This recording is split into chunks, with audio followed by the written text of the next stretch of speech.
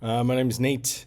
I teach middle school art, and I'm going to show you how to make a pin.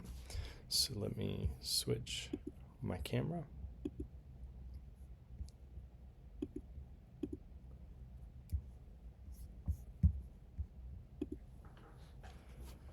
So what you see here are all of the materials that you need, in addition to a couple of example pins.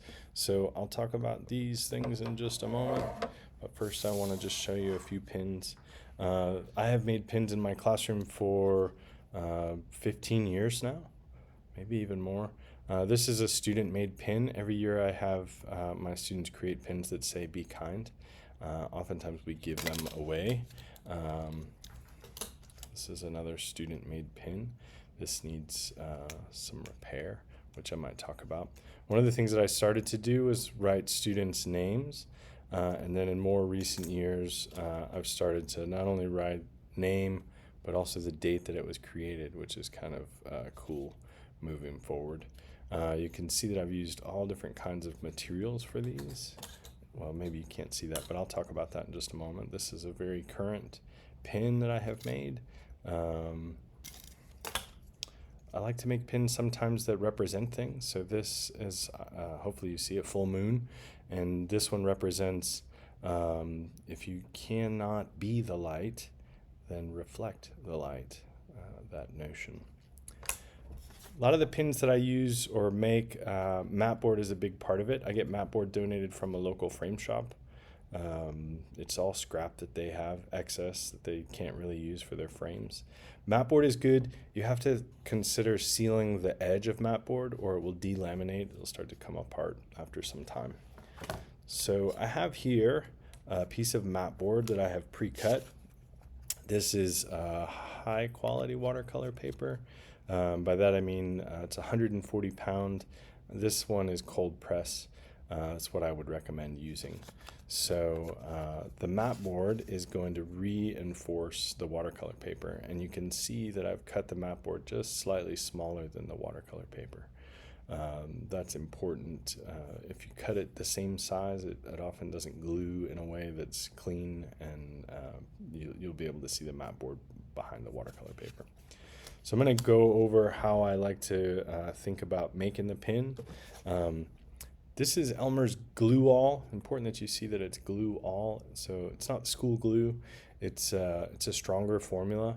I've used this for most of the years that I've made pins. I highly recommend it. It seems to work really well. Some people will use hot glue. Hot glue has all kinds of difficulties. It's something that if you're comfortable using and your students use, then it should be fine. I use these scissors frequently to cut my paper, but I wanted to show you those because I also use these.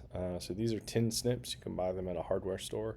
I use these to cut the mat board. Mat board, especially if you're cutting a lot, like when you might, if you're going to make it with students, you'll need to maybe have some heavier duty scissors. These work really well on mat board. All right, so I've got my glue ready. I'm gonna put the glue on the piece of mat board. This is something that I have my students do when they do this part. I'm waiting for the glue to come down into the bottle. Here are some takeaways, some important things, which if you have worked with young people, you may already know. So getting them to use a small amount of glue is sometimes difficult. Here's the key for what I'm getting ready to do. Smearing that glue out to the corners is really important. I oftentimes will just smear the glue out to all of the edges. That way you get a really nice, clean attachment.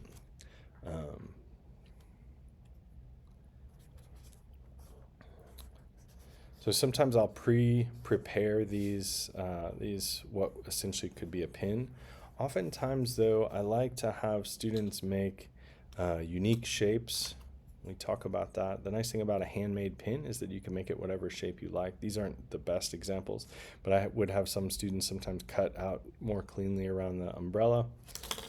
So sometimes it's better to have your students create a design and then make the mat board and the paper fit that design. So let's imagine for a moment that this is a pin that that's ready, that I want to finish. I have my pin back. So these pin backs you can buy in bulk online. And if you just look up metallic pin back, this is the way to go. They make, and some of you may have seen magnetic pin back. Those are really nice. They just have a removable sticky on the back, and you can then just attach them. The issue with those is the magnets sometimes become detached, and that might cause your pin to get lost. This, because of the pin, it's pretty much fail-proof.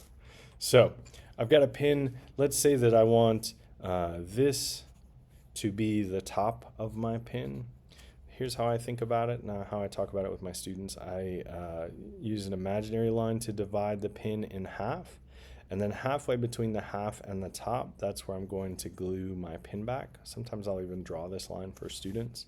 What's important about that is the way that the pin will wear.